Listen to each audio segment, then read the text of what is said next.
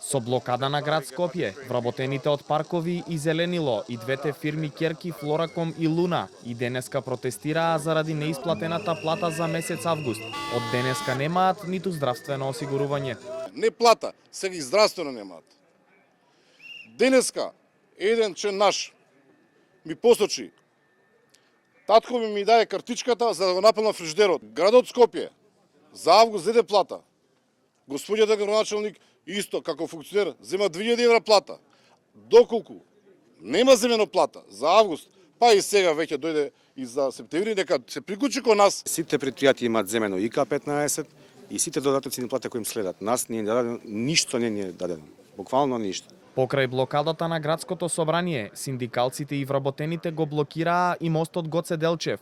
Председателот на Судкос, Стојанче Кашиковски, обвини дека имало сомнежи дека плати во текот на денот ќе се исплатат само за Паркови и Зеленило, но не и за Флораком и Луна.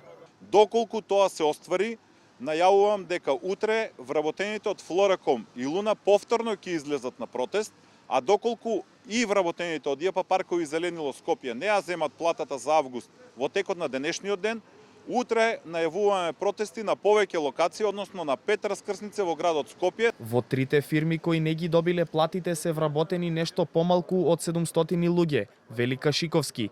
Освен августовската плата, тие ги немаат добиено ниту на доместоците за 2022 година, вклучувајќи регрес и јубилејна награда.